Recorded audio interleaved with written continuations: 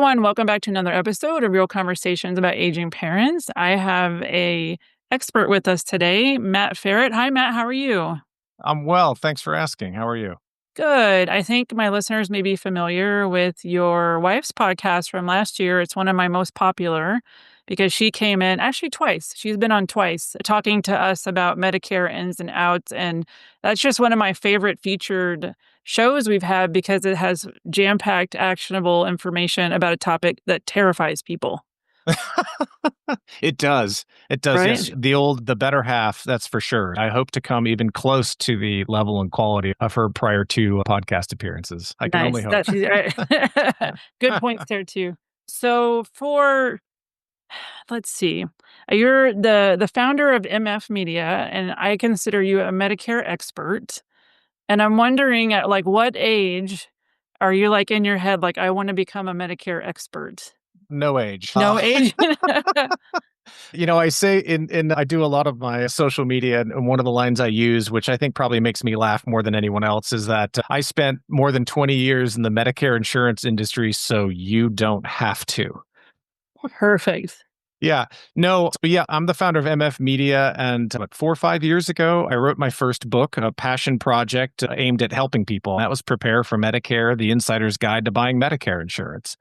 I did that because I looked at the books and I looked at all the TV commercials, and I just have seen this for so many years. There's so much misinformation, poor information, incomplete information, and people are making Medicare choices and not happy with what they were making. And in some instances, we're getting locked into those choices without a real easy way out. I didn't know if it was going to sell one copy or a million. And frankly, I didn't care. And I'm like, well, this is not just a checklist. This is not just a newsletter. This isn't a blog post. I think this deserves front to back. Here's how this stuff works on the inside.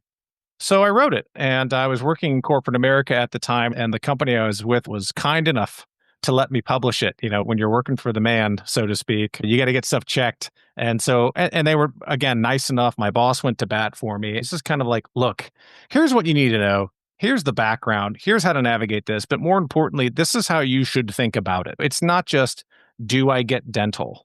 Or do I only have a deductible? Or are my drugs covered? I mean, those are important. But the things that people miss are, what's right for me? What's right for my lifestyle? What's my own risk tolerance? Just because my neighbor has something and recommends it to me doesn't mean that's right for me. Just because my spouse has something doesn't mean that's the right one for me. And so I just kind of took the book and walked through it. Again, put it out there, had no idea if anyone would be interested or not. And people were, and it really resonated. And the most rewarding emails I get, literally, I don't care if you send me a check for $1,000. The most rewarding thing I get is, hey, Matt, I read your book. I just wanted to say thanks. I really appreciate it. Now I know things, and you helped me. And that's gold for me. And that's really the reason I put it out there. I like helping people, and I like educating people, and that's what I did. So from there, I continued to work in corporate. Right, you've got kids in college, you've got a Right. corporate career, and then I still kept kind of publishing. So I put out another book, Prepare for Social Security. Again, another topic that people are like, what do I do? Do I take it as soon as I turn 62? Do I wait to 70? What happens to my spouse? Just kind of another retirement piece. And I kind of left it at that. I've got a couple of websites that people hit that answer questions. I did a couple blog posts, but I was busy, right? And I was busy doing corporate. And I'd finally had enough of corporate life earlier this year, and they'd frankly had enough of me. And I said, you know what? Nikki had been working directly with Medicare customers in a very unique way for 9 years, 3 with her own boutique agency, brickhouseagency.com. And I could just see what she's doing, and I can see how she feels at the end of the day, helping people through crazy choices and helping them in a very kind and educational, no pressure, no obligation sort of way, and going like, I think it's time for me to do this with Nikki. And so I set out to do all the things I wanted to do in the last 5 years, which is I pushed out 3 more books that I had in the back of my brain. They're out there now. I finally created online courses for a bunch of different topics. And I increased my social media presence again under the auspices of trying to help people and trying to cut through the clutter. I'm not an insurance agent. I don't sell insurance. I am not paid by a company. I run my own now, and my own is to cut through the clutter of Medicare and give people the insider's view of my experience and inside the system, so to speak. And so that's what I'm doing. Awesome. Well, thank you. And I think you're going to have obviously a little bit different perspective than we have with Nikki. And that's why I think she suggested maybe we could talk today. I think all of us always like to feel like we're hacking something or the insider. Like I recently thought I might be buying another vehicle soon, and I always feel like I don't know the insider view, and I walked into a dealership this past weekend, and I feel like I don't understand the culture and, like, the targeting and the tactics, and I always wanna feel more prepared than I felt in that dealership. Thing I didn't buy anything, I was able to leave, but not without having to see a whole bunch of cars I didn't wanna buy. So I think, in your experience of being the insider, you have this really scary topic that comes at a relatively uncertain time that can be one of the largest cost expenditures for that individual outside of housing.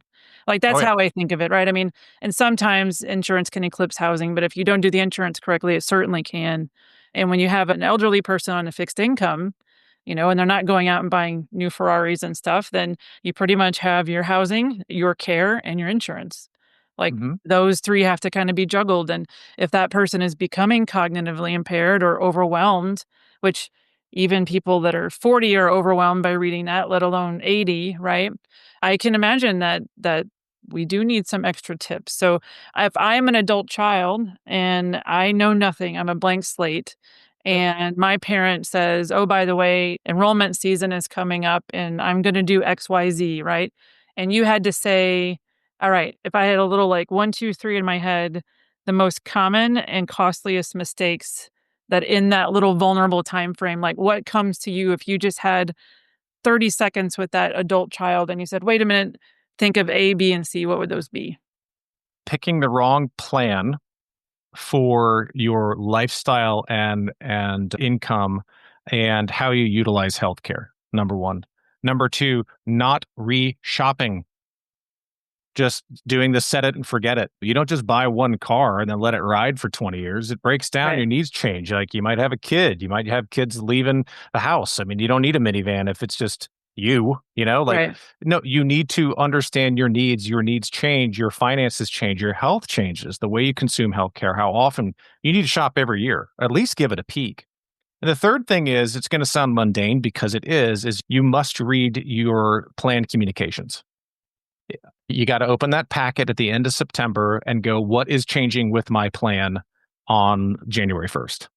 Because it reads like you would think it reads, like some insurance document in black and white with some tables. And it's good reading if you want to fall asleep, but it contains really important information for what your plan is going to look like next year. And there are basically three paths to covering yourself with Medicare. Like whatever they're saying, I should just be reading a children's book because they're usually written at a 5th grade level. But then in the back of my head, having no idea what they just said. It was this weird, bizarre experience of I don't mind if I open a manual for a highly technical object. I'm like, okay, I don't understand this, but I'm reading Right. what looks to be written in literally plain English. And then I'm looking at her and I cannot, it's almost like living in some funny farm in my own head. Like, Yeah. this seems super straightforward, but we could Well, totally mess this up. So, anyway, that was my again, comment, but please proceed. yeah, I was gonna. Well, let me address that first. So, I used to be part of teams that wrote that stuff or published Ooh, that stuff ooh, and pushed that nice. stuff. So, here's the reality, right? They don't mean for it to be that dry, boring, and bland and legalese. On one hand, Medicare themselves gives them what are called standard documents that Right. they want them to use, and then they amend them. So that's a way of kind of letting them off the hook for a second because what they also don't do is to go out of their way to make it better. So it's a standardized, formalized things that they must do either by federal regulation or state regulation. But you know what? They also don't go out of the way to highlight on page 27 the thing that you're not going to like. I need them to, like, graduate to cartoonish level. Like, you need to have, like, the aging parent, like, standing outside a cardiology office, like, grabbing their chest and being like, Eh, "Arrow, arrow, this is not covered," right. and, like, to me, I don't know. That's where but I get it, and I worked in the government for a really long time, and we would have to run any kind of publication through an actual team because Yeah. they need to make it accessible to everyone at every education level. So there are three general ways to kind of use Medicare. or as I say, consume Medicare. First is you get your Medicare A and B, that's your red, white, and blue card, and then you buy from an insurance company a standalone Medicare Part D card, also known as a PDP. I call that bare with Medicare in my books. That's kind of like the bare minimum. And I say bare because you have to have prescription coverage. Well, Matt, what if I don't take any prescriptions? Well, that's awesome. You still should buy a Part D plan because if you just decide to or need prescriptions later, you will get a penalty for every month you didn't enroll and you should have. And that penalty will be on top of your premium and it will last the rest of your life. So, Yes, my mom did that. Hmm. and people do it unknowingly, especially when people are working past age 65 and then they go, oh gosh, all right, I retired. My coverage ends on whatever, July 1st. And what, I got 6, 8 months to make sure I got Medicare? No, you have 63 days to get your Part D. That's it, 63. I'm talking about like, let's say you work to age 67 or 69 or 70 Yeah. and you've got employer insurance and you're like, okay, well, I've waived my Part B because I had employer coverage. I've still got Part A, but now I retired July 1st and my coverage ends, my corporate insurance coverage ends July 1st. Everybody thinks, oh, I think I've got about 6 months for Medicare Part B. What everybody misses is you have 63 days to get Part D drug, and you can either get that by a standalone Part D drug plan or going into a Medicare Advantage plan with a Part D. The point is, a lot of people miss that. A lot of people go, what are my deadlines? Because the government doesn't mail you and go, hey, surprise, you need to go get this. Well, because they don't know you're retiring, right? But even if they mail you anything, I mean, you've gotten stuff from Social Security. Yeah. It's the same stuff you get from insurance companies. It's black and white. You got to read it 15 times. So no one is going to proactively send you reminders from the federal government to sign up for stuff. And that Right. kind of makes sense. I frankly don't want you to use Social Security, and I really don't want you to use Medicare. It's a benefit. It's something that you paid into all your lives, but they're not going to go out of their way to remind you to take Social Security or to enroll in Medicare on time. That's on you, which we could have a whole other conversation about how, as a country, we make our older adults do this and other countries don't, but that's another topic. So anyway, the point is that bare with Medicare is kind of the option one. It's original Medicare A and B, and then a standalone Part D plan. And then the second option is bare with Medicare, but then you add a Medicare supplement or a Medigap policy. Now that is a separate policy that fills in the gaps of original Medicare Part A and B, and there are a number of them. Deductibles, coinsurance, copays, and a little known fact is that original Medicare A and B has no maximum annual or even lifetime out of pocket. And so if you have a really bad health year or very many bad health years and you're in the hospital, say for, I don't know, a year and a half straight, people go, well, how often does that happen? I've seen it. I've heard it. Yep. I have a friend who came back from a trip in Africa and had a horrible disease. I don't remember what it was, and lost limbs and was in the hospital for almost 2 years. And they ran out of Medicare benefits. And then they were in a position to ask for help from charities and a separate fund that helped people who ran out of Medicare. So Medigaps fix that problem. And so you have a gap that fills in the gaps of Medicare A and B. And then you have a separate Part D plan. And then you have this thing, the third option is Medicare Advantage, and it's a MAPD, Medicare Advantage Prescription Drug Plan.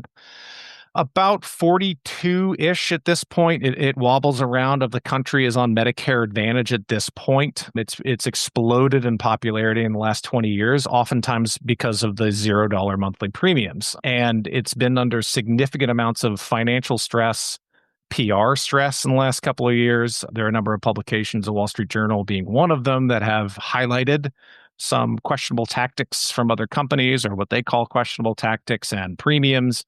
The interesting thing about Medicare Advantage is each insurance company gets a subsidy for each member. So basically, when you use a Medicare Advantage, you assign your Medicare to this private insurance company. And in order, right, medical inflation's a real thing, as is everything in the last however many years.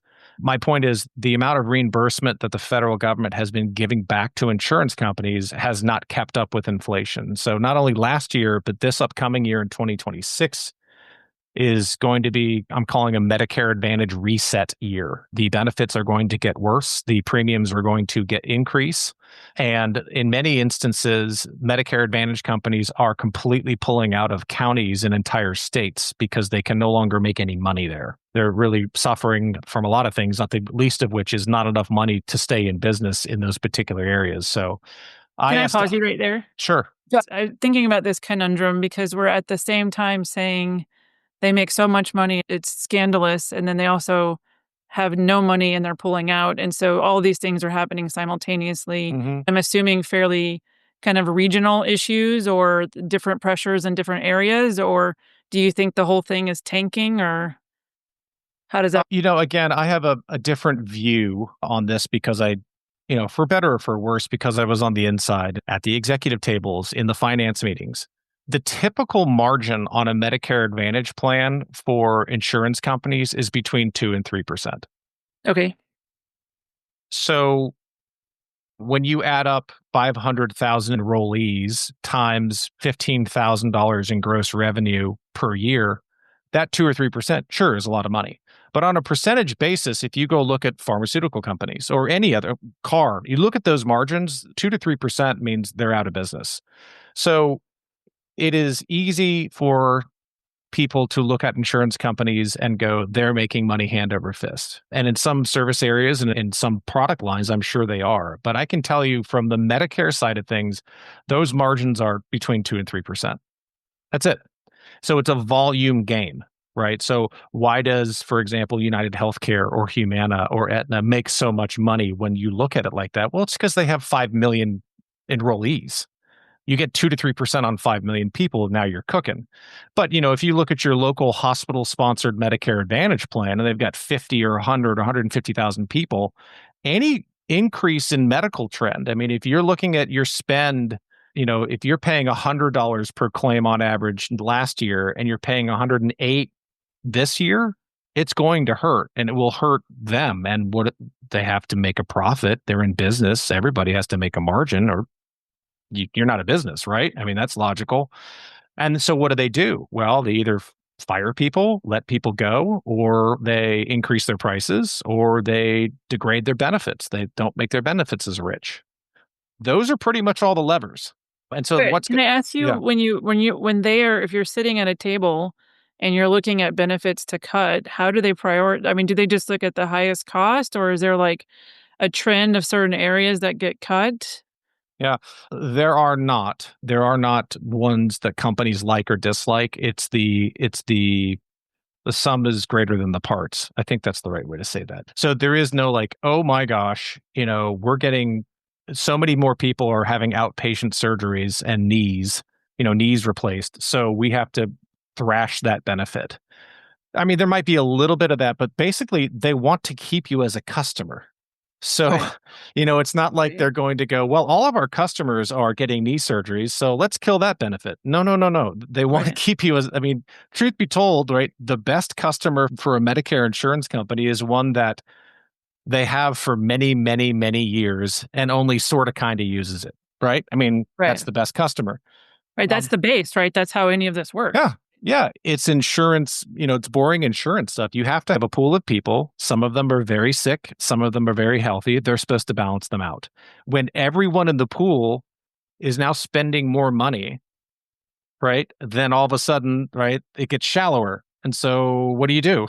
Well, you have to change, I guess, how much water you have in there. I don't know how long I can keep this analogy going, but you get what I'm I saying. Like, gotcha. Yeah. it's insurance 101 is there's a pool of people. How is that pool of people doing? Are they by and large sick? Are they by and large healthy? Do we have enough money to cover the sick ones with the healthy ones who aren't using it? That's community pool type things. They go through and they try to tweak where they can. So instead of just saying, oh, we're going to stop covering, and they can't do this, right? But, we're going to outpatient benefits are going to just get slashed. No, they go like, okay, well, we might adjust those a little bit, but let's add $10 to the specialist copay. Let's make our inpatient hospitalization $100 a day to $110 a day. And let's look at the dental benefit and change that from $1,500 allowance down to $1,250 allowance. So they're trying to lessen the hurt, if that makes sense, because they want you as a customer. Think about your car analogy, right? If you bought a car and that company is going to have to pay that sales associate a commission, right? And they had to get that car to the dealer and they had to, truck it over there and they had to pay taxes on the lot. My guess is it cost them money to sell you the car. Now they made a profit, but to sell that car, it cost them something. Right. In insurance and in Medicare, the cost of agent commission and vendors and employees, everything else, insurance companies by and large don't make any money on anyone if they don't stay at least 16 to 18 months. They only break even then. So Okay. no, they actually don't want to kick you off. They're not trying to. They're trying to keep Right. because the cost of acquisition is so high. So where this all breaks out is what's happening now and what happened last year and what's going to happen in 2026 is that the people are using healthcare way more than they did. They started doing that after about a year and a half after COVID ended. And then we in the industry all thought, oh, well, there's demand now, right? And so no one went anywhere for a year and a half. And so that knee surgery you were going to have got put off, right? Okay, well, then there's a backlog of demand. And so we all thought, in 2022 and 2023, there's unmet demand. Everybody's going to get their knees done or their back done. And then we all thought in the industry, come 2024, 2025, it will go back to quote unquote normal. It hasn't. The amount of healthcare people are using this country has maintained the levels that it did in the bounce back 22, 2023 years. And it caught everyone by surprise. So my point is, what you see in your insurance rates, what you see in the changes in your Medicare insurance isn't a reflection of company greed. It is a reflection of they pay the bills and the bills themselves from the hospitals and doctors are going up because everyone is using more healthcare. Plus that 2 to 3% margin. So when you see things happening like next year, I think 2 million people are going to have their plans canceled on them this fall for January 1st if you're on Medicare Advantage. That's you asked about insider. I have plenty of friends. I have plenty of contacts in a bunch of different companies and a bunch of different ancillary companies around the Medicare space. They are simply going to eliminate the plan. They can't cancel you individually, but if you're on Medicare Advantage, they are exiting your market, which means you will get a letter in September that says, that Medicare Advantage plan you've been on for a year or 2 or 5 or 10, we're basically killing it. You have to go find new insurance. Sorry. And they only do that when they're literally underwater so badly, there's no chance of a turnaround. And now are they thinking these people are going to shift into other Advantage plans or back to traditional Medicare? Nobody really knows. I mean, again, the problem with being bare with Medicare is you're bare. I mean, plenty of people have done it since, the Johnson administration. But from a financial protection standpoint, I personally I wouldn't go bare with Medicare. I'd either get an MA or I'd get a MedSup or a Medigap plan. I don't think anything catastrophic will happen, but things do every day. I mean, you got 67 million people on Medicare. Even if it's 1%, that's a significant amount of people that have something really bad happen to them. So yeah, they're going to have to look for a new Medicare Advantage plan that isn't pulling out of their market. And here's kind of the silver lining of all this. If you don't get a Medicare supplement within the first 6 months of you turning 65 or eligible for Medicare, then in most states, if you decide you want one later, they will medically underwrite you. So kind of think like life insurance, right? Where you get life insurance, they're going to have to ask you some questions and take some blood. Well, MedSup companies aren't going to take your blood, but they're going to ask you about cancer, heart attack, stroke, and they can decline you. Not in every state, but in most states. Well, and so let's say you're 65, you get a Medicare Advantage, and at 70, you're like, man, I don't like this thing anymore. I'm going to go get a Medicare supplement. You're going to get underwritten, and they may say no. But the little silver lining of your Medicare Advantage plan exiting is you get another open window. It's called a special election period. And you're not going to hear about this very much, except for if you read that letter, it'll be in it. But you're going to get a little more, another window to go get that Medicare supplement policy without underwriting.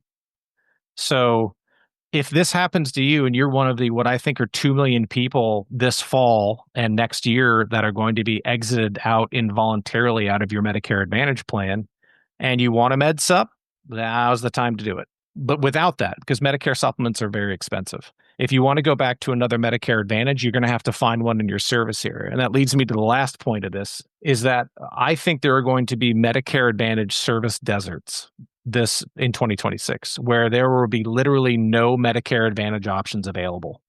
And I think that's Will that be the first time that that's happened? no, I did this back for my book. I did the research and I think I updated it about 2 years ago. I went through and looked. I was like, what counties in the United States do not have a Medicare Advantage? And I think I'm not misremembering this. I think there were 11 counties in the whole country that did not have Medicare Advantage. And for some reason, I remember Wyoming having a lot of them. So maybe the counties where there's 3 people and 30 Right. cows, like, okay, but in most, call it rural, call it suburban, call it metro areas, you've got so many choices. And probably some people who look this stuff up would say way too many choices. I was looking up Las Vegas earlier today for a completely different reason. There's 54 options available if you live in Las Vegas for Medicare Advantage. 54. How are you supposed to figure that out without someone helping you? Anyway, but I think that number, those 11 counties, let's pretend they're 11, but I don't know, double it. Let's say there's only, there's over 100. I think they're going to get bigger. They're going to be a lot more because in rural counties, it is very hard for Medicare insurance companies to make any money. One of the reasons why is the providers. When you are in a metro area, let's call it Atlanta, you've got 5, 6 hospital systems, right? All vying for the same customers and patients. Well, insurance companies are, it's a competitive environment, right? And insurance companies try to contract with them. And obviously there's some leverage there because you've got 6, competing systems competing for people on their Medicare Advantage plans. But in rural America, where you may have one hospital within 100 square miles, that hospital will go, no, I'm not discounting my rates at all for you because I'm the only game in town. In fact, you have to pay me more than Medicare pays me. If you want me in your network Medicare insurance company, I'm going to charge you 110% of Medicare instead of 100 or 95% of Medicare. And so in order for that insurance company to have that hospital in network, they actually have to pay 10% more to get that hospital in there. Okay, well, it's not, you guys, you don't have to be a rocket scientist to figure out if an insurance company is paying a hospital 10% more than original Medicare is paying that hospital, and with a 2 or 3% margin, I mean, that's third grade math. That doesn't work very Right. long. So, if the reimbursements from the federal government aren't making up for that, the company's like, look, we cannot make money here. We're losing money. We cannot operate in these counties. And that's what I think is happening and will happen to a large degree. Everybody will see it in 2026. I'm wondering, since you have this really unique perspective, if I was to make you go out to the 30,000-foot view of people that are so intimately familiar with this insurance setup, what is the big picture? Like, where is this all going? Like, if you're projecting out 10, 20, 30 years, I guess I always feel like insiders know obviously more than we do. And maybe the point is that there's so many variables they don't. But once you're in it long enough, you kind of just have a prediction. What's the scuttlebutt, I guess, Hmm. if there is any? Or maybe everybody's just trying Um, to survive. No, I don't know what will happen from 30 years from now. I just hope I'm alive. If I were to guess and look into my crystal ball over the next 5 to 7 to 10 years, here's what I think will happen. We are at the apex of the baby boomer generation. The old stat about 5 years ago that 10,000 people were turning 65 every day has now been modified to 11,000 people turning 65 every day. Now, they paid into this system their whole lives, right? So part A is an entitlement. They're entitled to that because they've paid into this for the minimum amount. Part B is funded by a separate piece, and everyone sees all the news reports, and they're not wrong that Social Security at its current rate is going to run out and blah blah blah. A lot of that's fear mongering. A lot of that doesn't have much basis in fact, but Medicare is under financial pressure, and they started Medicare Advantage in 2005. It was the 2003 Medicare Modernization Act under the George W. Bush administration that rolled out prescription drugs. So, literally, guys, 22 years ago, prescription drugs were not covered under Medicare, which is insane to think about today. But that Right. was how that was. So, it started in earnest in 2005. And the plans that were rolled out, Medicare supplements have been around since the early 80s because it's a separate plan. Medicare Advantage is basically, again, the private insurance company. Basically, you assign your Medicare to them. Now, you can always get it back. You can always drop the Medicare Advantage plan and go right back to original Medicare, but you assign your benefits, so to speak, temporarily to a private insurance company. When those plans started, they were very lean. I mean, they had some bells and whistles, but your maximum out of pocket, was limited to, let's say $5,000, $6,000, where Medicare has no maximum out of pocket. So that's a good thing, right? Your primary care physician copay was $25 and your specialist copay was $50. These were much leaner than they are today.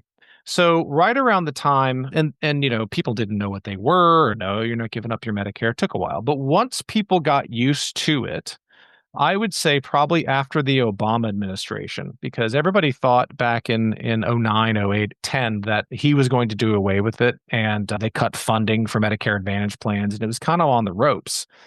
But after that administration, actually, probably after his first term, it became clear that, this was a good thing for older adults and people on Medicare, and especially people with limited incomes. And so the funding kind of kept up with medical inflation and trend. Along with that came a whole bunch of new companies all competing. And the benefits, in order to get new customers, got richer and richer and richer. And those margins got thinner and thinner and thinner. And at the same time, the commissions for agents and call centers to sell, which is, by the way, mandated by the federal government. This isn't just like, you can pay someone $1 million to sell a policy. That this is all regulated. But Medicare themselves allowed those numbers to keep moving up and up.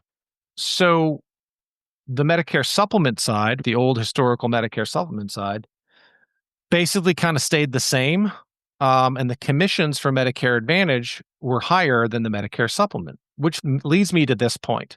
As the benefits got better, as more companies jumped into this, and as the commission difference between a Medicare supplement and a Medicare Advantage got wider, I think Medicare Advantage has been oversold. I think at some point, the delta or the difference between how much commission a Medicare supplement paid and how much commission a Medicare Advantage paid got so out of whack, and that you would have agents, instead of doing, for example, what Nikki does, which is tell me about you, tell me what your likes and dislikes are, right? And then trying to find that product fit for you. I think there are probably too many instances of, hey, how are you? You want Medicare? Great. Let's talk about these 5 Medicare Advantage options because of the commissions piece. And so I think from a benefit standpoint and from a commission standpoint, it's been oversold. So I think what they're going right now, and what we'll go for the next 5 years, with long way to answer your question, is where do I see ourselves in 5 years? I think the Medicare Advantage, Medicare Advantage, Medicare Advantage that's been going on for 10 years, I think that will calm down. I think there will be more regulation. I think the reimbursements will continue to be low from the federal government, which means your benefits will be less than they were 10 years ago. And that's the way it'll be. It'll go back to 05, 06, 07, 08. Good benefits, but not everything in the kitchen sink. Right. I say this in my books. Don't pay attention to the shiny objects. We're going to give you $5,000 worth of dental every year. Okay, that's great, but what is my inpatient copay? Like, Right. I'm here for medical insurance. No one's going broke with bad teeth. If you don't have the right medical insurance and you get hospitalized, you need a stent put in. Okay, that's where the real exposure is. So I think a lot of those ancillary shiny things of, ooh, you need to ride to your doctor's appointment, we'll give you Uber credits. Like, I think that stuff should go away, and I think it will. Because you got to get back to the basics of, okay, we're here, those companies should be here to provide medical and drug coverage. And if they can afford to offer any bells and whistles, that's fantastic. But I think that's going away, and I'm okay with that. Does that make sense? It does, and I appreciate that, and I'm gonna pick your brain. I work in skilled nursing facilities, and there's certain times of year where every single television has Medicare Advantage, and I don't even it's so funny and monotonous, and it's like a backdrop to my life for however many months that happens, and I think A lot of elderly people, we don't appreciate it if you aren't in that position, get a lot of information from television. Still, a lot of people can't use iPhones because they can't see them because everything's too small, or they can't navigate an iPad. And so that generation, for better or for worse, especially if they're in something like a skilled nursing facility or even at home, there's a lot of time passing with live television. And there are not a bunch of 20-year-olds watching Price is Right live television, but there are a lot of 80-year-olds watching that, and Right. obviously, these companies know, and I don't blame them for advertising what they sell. I mean, it's a business, but I think what a lot of adult children get is, "I saw this on TV, XYZ," but then there's also the supplements, right? But how do you think about TV ads? What do you look out for if a parent calls you and says, "I saw this and they promised the world?" How do you kinda redirect them, or do you ignore it? Do you say, "What are you gonna do? Google, like, ad that was on at 2:30?" Like, you don't even know what they're talking about because they don't really give you enough time to write down the information, or if it is, it's, whatever. So what Yeah. tell me about television ads because this is a constant barrage for me certain times of the year. It is a constant barrage, and I have probably not the most popular take on it. And that's probably because I worked on the inside of it and I saw it. Is it embarrassing that there are D-list celebrities out there like kind of talking about Medicare? Yeah, that's professionally embarrassing to me. But the thing is, it is advertising. It is meant to generate a lead. It is no different than any other ad you see out there. Whether or not it's about Medicare or not, that entire ad is meant for someone to pick the phone up and interact with somebody, just like any other ad on television, Right. right? So I don't think it's inherently, quote unquote, you didn't say this, but others have, unfair or too high pressure. No, it's an ad. It's an It ad. is, We yeah. see billions of them review their coverage. Okay. They don't need to listen to the TV ads, right? If they have you helping by September 30th, someone's going to get an annual notice of change, or called an ANOC for short. And that's if you have a standalone Part D plan or a Medicare Advantage plan. It must be in your hands by regulation by September 30th. That's that stack that everybody looks around and goes, "Oh, I'll get to it later." That is the most important document of the year. That will outline exactly how your plan is changing starting January 1st. So, what you should look for are a summary of changes. So, if, for example, their outpatient benefits are getting slashed, they have to tell you, and it will be in that packet. If your prescription drugs are changing, they will show you that, or they'll send you to the website to show what their formulary is going to be, and you can check whether or not your drugs are still covered or under what tier. If you would spend 30 minutes to an hour going through that packet, you will be able to say, "Yeah, you know what? I think I'm good for next year. I don't have to, those TV ads can yell at me all day long. I'm good. This is not going to meet my needs next year or the needs of my parent or the needs of my aunt or whomever it is, or the person you're caregiving." And then it's time to shop. If your drugs are no longer on the formulary, or they're, last year they're tier 2, now they're tier 4, or my 80-year-old grandmother, aunt, whoever you're taking care of, was admitted to the hospital 3 times, and her copay went from $100 to $600 for inpatient. Like, you're going to have to think about how did we utilize healthcare the last year or two? Where do I kind of see this going? And will this plan meet my 80-year-old care, whatever grandmother's aunt's needs? That a child or a caregiver of someone is would be a massive help to that 80-year-old, but also would be looking out for them financially. That's my advice. And so if it's time to shop, I have a bias here, which we all know is because my wife's an independent agency owner and she runs a very boutique Medicare insurance agency that is all inbound and is very educational, very, personalized. Not everyone's like that. I personally wouldn't call a call center because of who I am. It's not that they're bad people. It's not they don't know what they're doing. But let's go back to Las Vegas. 54 Medicare Advantage options in Las Vegas. How is anyone supposed to cover those 54 with you over the phone? They're not. They can't. They can't. For me, it's always an in-person or over Zoom independent agent one-on-one that has a number of companies that they can shop and compare. They won't have all of the companies. Usually, I think there are good ones out there and not so good ones. And personally, I don't want my agent representing the not so good ones. But then they'll go through your options and they'll look at what you have and then they'll listen to you what you need. And they should ask questions. If they can't find a better option for you, they should tell you, and they would say, we think you should stay right there, because even though your plan got worse, everything else got worse too. Right. I got you. So, So mhm. So timeline wise, if it comes out by September 30th, Mhm. then how much time do they give you to make a choice, make a different, like, if you're going to choose something different or stay with it? Mhm. Under normal circumstances, you are able to see all the new next year, January 1st benefits on October 1st, and you can start enrolling and buying a new plan or switching plans on October 15th, and that ends on December 7th. That's called the annual election period, or the AEP. It's called a whole bunch of different things, like the annual enrollment period, the open enrollment period. It is none of those things, but that's because I'm a nerd. It's actually the annual election period, as in you do your research and you elect how you receive your coverage the next year. So you have to make a change. And a little tip for everybody out there: if you're going to change, the first couple of weeks stink. You will not get an appointment. You will wait on a phone. The websites might go down. And the very last week, December 1st through December 1st through December 7th, the best time, honestly, to get this stuff done, do it like the Wednesday before Thanksgiving. Do it the Saturday after Thanksgiving, or even the When you mean do Friday. it, what are you talking? What do you mean? Is there like an actual face-to-face meeting? Is this Oh going yeah, like, you can do that. Yep, yep. Or if you or, just like, want, when I'm you said saying there's not appointments, like, is there only way to do this by getting an appointment? You can't just submit something online? no, you can do it yourself. In fact, in my book, I've got a whole DIY section. It is laborious. It is difficult to get to the information, but you can do it yourself. So either if you're trying to get an appointment with an independent insurance agent, or Oh, okay. you It's hard are to get calling a appointments call with the center, insurance agents to do things, because they're not with slammed. Medicare themselves. The 1-800 Medicare number is, I don't know if you've ever called that. I don't know why you would have, but that's an experience.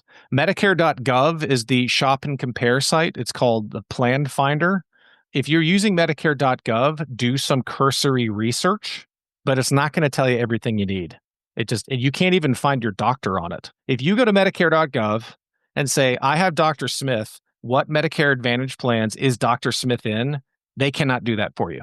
If you want to call a call center, do it, but don't do it in the first 2 weeks, and certainly don't do it the last week. Do it somewhere in the middle. If you want to use an independent agent, the good ones don't have any time on their schedule the first 2 weeks or Gotcha. the very last week, because they're slammed. They're slammed with customers and current clients. But the website should always work. If you've got I'm picking a name out of the hat. Let's say you have a Humana plan and you're like, I want another Humana plan, and you're comfortable with Humana. Great. Call them up.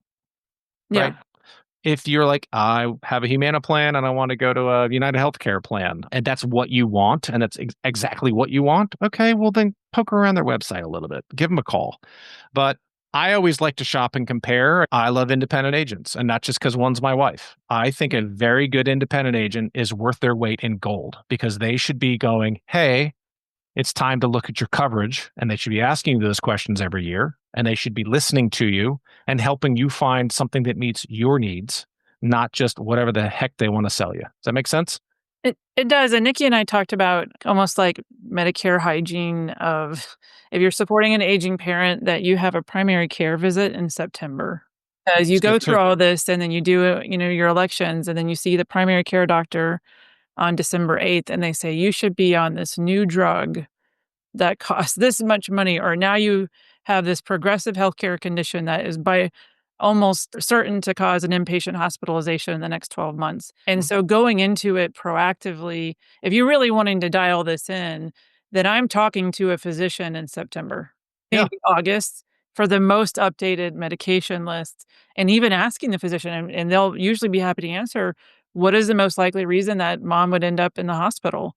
And they'll say kidney failure, CHF, or congestive heart failure, or fall and break hip, and if they've done it long enough, it's like all of us all have kind of our, most common things. And so maybe just having that dedicated visit. And if you only spend 1 hour with that aging adult all year long, that's a very high yield hour to go and inform the decision later of, how are they going to spend the limited funds they might have on selecting a plan. Now, I know you had mentioned to me before that there are like some slow bleeds or some draining funds from making some choices that maybe aren't optimized. So what can you tell me a little bit about other like hidden costs that can creep up without keeping an eye out? Ones that you can't really control, but bite up and nip everybody are things called IRMAA, IRMAA. Have you ever heard of those? No. Yeah, well, that started a couple of years ago, and it's basically means testing for Medicare. So everybody, worked for decades, paid into Medicare. And then a few years back, they decided to do basically means testing for Medicare. So IRMAA is no one likes IRMAA. Basically, the federal government looks back at your taxes 2 years prior and looks at your income. And then if you make over a certain amount, they will charge you more. Do you know the ballpark of that amount? I'd have to look it up. It changes, but let's call it 100K. Okay. I think it's 86 or 92, but it goes up every It's year. not 30,000. No, but think about this. Let's say you're 64 and you got a bonus from work, or you sold some stock or something. I mean, like Right. if you're quote unquote middle income, this can still hit you. Now you can appeal it. IRMAA surprises everybody and people get mad because they get this letter 2 years after what they earned. And like, no, I just retired. I don't have that income anymore. I'm not making that, but I got to pay this IRMAA for a year. And it's not a small amount. I wish I brought it up on my screen before, but maybe you can put that in the show notes, like an IRMAA. There is a way to appeal it. It is through the Social Security information. I've got information on my website of how to do it. It's a form, like you would imagine. It's a government PDF. I'm sure it goes very quickly. You get an immediate response so you can make a timely decision. Is that what you're going to tell Oh, me? yeah. And they'll give you a name of a person to Right. call back. They'll be very responsive. Anyway, appeal it. I don't know the percentage of appeals that get accepted or overturned, but it's more than 1%. So if you have a qualifying event and you want to show the federal government, hey, no, this is being applied unfairly, I would appeal it. Again, not to say it, you never know. That's a hidden cost that people don't anticipate. So, I retired, I'm 67. I just worked for 2 years. And then I get an IRMAA letter that says, hey, you thought your Part B premium monthly was going to be $200. Surprise, it's $500. Whoa, wait a minute. I just went to a fixed income and didn't plan for that. So that's something that can creep up. That No. can be a slow bleed or an extra drain on the assets or income for Yep. someone. The other ones are, it kind of goes back to one of the beginning parts of the show, which is when I said insurance companies don't want to lose you as a customer. They don't. So very rarely will someone in a given year get a notification that their plan next year, their deductible is going from $0 to $8,000. That's a smack in the face. You're like, oh my God, that's horrible. They'll do it by cuts, like a death of 1,000 cuts. They might move your primary care physician copay from $5 to $10, and your specialist from $25 to $30, and your dental from $1,500 to $1,000, and your OTC card that you got from $20 a month to $10 a month. And so you're not going to really notice all those death by 1,000 cuts, but that's why you have to read your ANOC in September and add them all up and go like, wait a minute, looks like I just lost $3,000 worth of benefit I had last year, but it was hidden in 6 different cuts or 10 different cuts. So those are the slow bleeds because they obviously want to keep you as a customer, but they're trimming benefits and that you don't really notice. Because if you just open it up and go like, wait, a doctor office visit went up $5, not a big deal. Just keep reading. If that's the only thing, you're right. It's not a big deal. Who cares? Great, $5. All right, that sucks, but it's $5. But if you start doing the math, you'll find all the details somewhere in there that you're like, and that's that slow bleed that I was talking about earlier.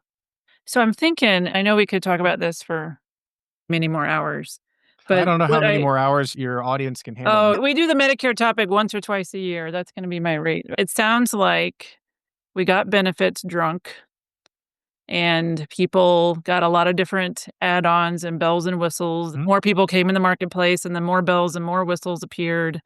And people are old and care is expensive. And there is going to be a regression back to the mean that will hurt everybody and cause more expenses. And we just need to be aware. And that is how it is. I think that's a fair summary of where I think it's going. It's going to be even worse in 2026 in terms of people even having access to Medicare Advantage. And we didn't talk much about Medicare supplements. I'm a big fan of those. Right. Those premium increases over the last 2 years. I mean, people were used to 2, 3, 4%. they're getting 12, 20%, 25% annual increases. Why? It's not because those companies are going, we want to make 25% off of you. They're getting hammered by medical costs. And in order to stay in business, they have to get those rates. And in some cases, the states don't allow them to raise the rates that high.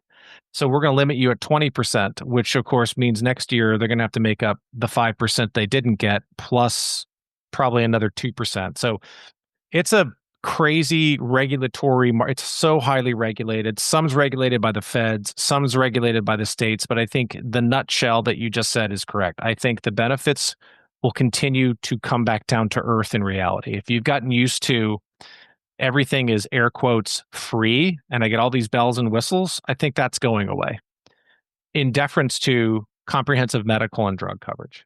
We also didn't talk about how the Inflation Reduction Act that capped Part D expenditures to 2000, the money has to come from somewhere. You mean that's an out-of-pocket max somebody would pay for drugs in a given calendar year, right? So that's going to raise your premiums or that's going to narrow your formulary. The dollars have to come from somewhere. It's not like that act passed and they're like, oh, and here is $28 billion to subsidize that. No, they just said, no, you can't design a product that lets them spend more than $2,000 in a year on prescription drugs. And so insurance companies went, okay, that's expensive, right? And they went, yeah. So premiums are going to go up, right? Yeah. Okay, we'll do what you say. So I guess Medicare Advantage benefits will normalize. I think people are going to have a very hard time. I think smaller Medicare Advantage plans will have a very hard time remaining competitive. I think the bells and whistles will be gone, and I think we're going to come back down to earth on a reasonably good plan circa 2010, 2012 benefits. And I think Medicare supplements will be people's first choice, more so now than they have been in the last 8 to 10 years. And I think it's just going to all be more expensive for all of us. Awesome. Okay. All right, Matt, I got 2 more questions for you. Can you hang in there with me? Hit me. Okay. Hit me. So, and maybe this is a super morbid question, but if this is all related to aging baby boomers, is there some actuarial, I don't even know if that's the right way to say it, hope that once this bubble has passed and we go back to the dropping birth rates and the shrinking populations, that Medicare suddenly becomes solvent again? And this is the way we get out of this is by people just naturally exiting the earth? Go, that's it. That's my setup for you. Go ahead. There's voluntary disenrollment, which means I don't like you or my plan anymore, so I'm leaving you. And we don't like those. And then we go, well, what about the other ones? And then they say, like, that's an involuntary disenrollment. Involuntary disenrollment. Well, there's another way to say that. It's a celestial disenrollment. I'm not an actuary. Thank the Lord up in heaven, I'm not an actuary. But I mean, this is going to be with us for a long time, decades. If you think about the people turning 65 right now, let's all hope they all live to 100.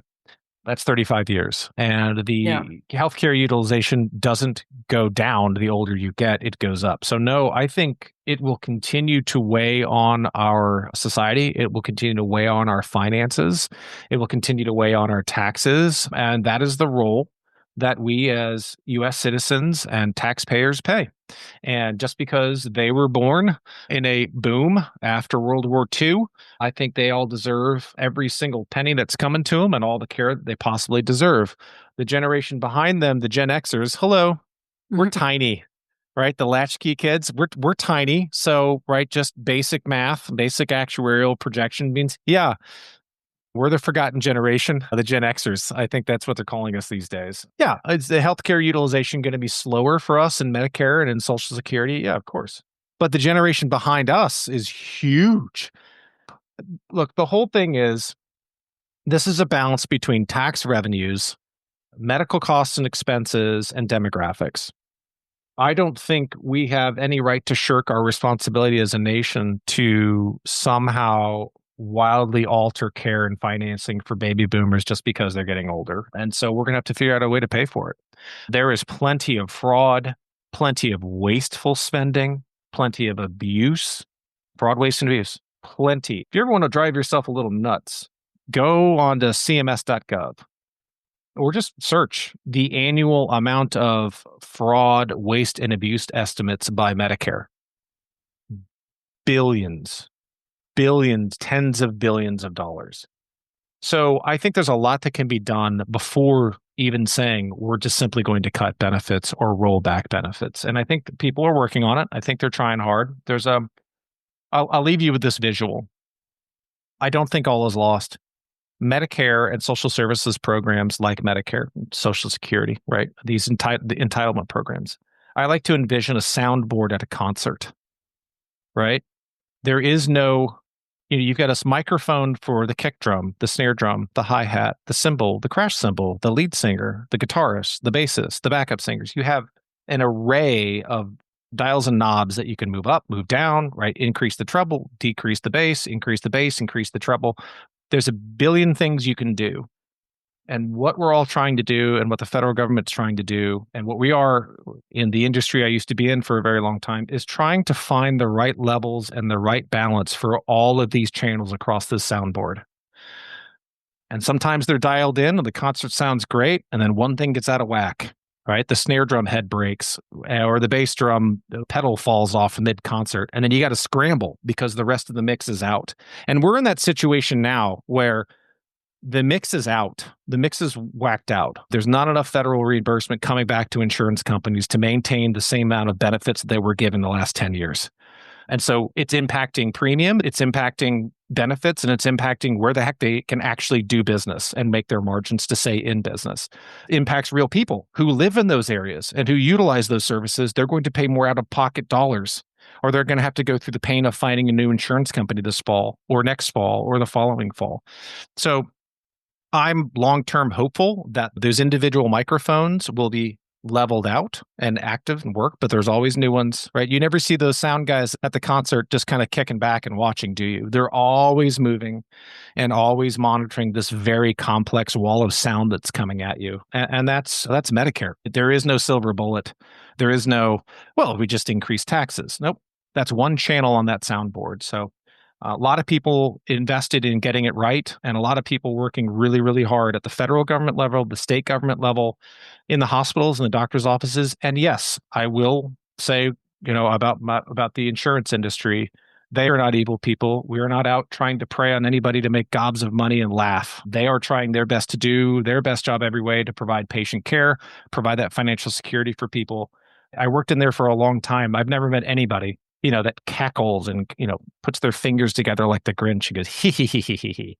Right. No, we all have a role to play. We're all trying to do it in this crazy healthcare system that the United States healthcare system is, and we're all trying to do the right thing. Well, I think that's a good place to stop, Matt. I think we could probably talk about this again. I have so many more questions, but you spent some time with us today and laid this out in a way that's easy to understand, and we have some takeaways, so I really appreciate it. Thank you so much for having me. If we were talking about this before we hit record, but I got a couple of websites if you'd want some help or some insight or figure out how to contact me. It's prepareformedicare.com. You can find me on YouTube. You can find me on LinkedIn. You can find me on Facebook, on all those places if you want to reach out and say hi or just lurk. If you just want to lurk, that's fine too. Heckle. But yeah, if you've got a question, I mean, I answer emails every day. Sometimes I can help and sometimes I can't. But if you got a question, shoot me an email. They're all on my websites and come say hello. So thank you so much for having me on. I know I talked a lot, but as you can tell, I'm pretty passionate about this stuff. And at the end of the day, I want people to make really smart decisions for themselves. You don't have to learn Medicare, right? You don't, like I said in the beginning, I spent more than 20 years inside Medicare insurance companies. Do your annual Medicare housekeeping, make smart decisions based upon your needs, preferences, desires, lifestyle, travel, finances, risk tolerance, and shop. Don't be passive about this stuff. You have to look at what you got, what's happening to it, and you got to check. It's a checkup once a year. You go to your doc once a year for a checkup if you're healthy. Look at your insurance once a year. If you don't, you're going to get surprised. Right.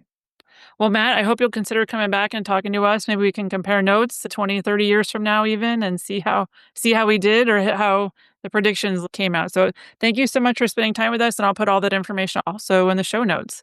Thanks so much for having me. Awesome. Hey everyone, it's Rebecca. Thank you so much for joining me today. I'd like to take just a moment to review the disclaimer. This podcast is for informational and occasional entertainment purposes only. Nothing discussed here is formal medical, legal, or financial advice. By listening to the podcast, we are not creating a patient-doctor relationship between you and myself or any of the guests. Really, it's just me and a possible guest or two, sometimes three, sitting around talking about difficult topics related to aging parents. If you have or suspect that you might have a medical problem or condition, you should seek advice from a licensed medical professional. If you have any questions or concerns, please read the full disclaimer in the show notes or contact me directly. Thank you again for joining us today. I can't wait to see you next week. Have a good day.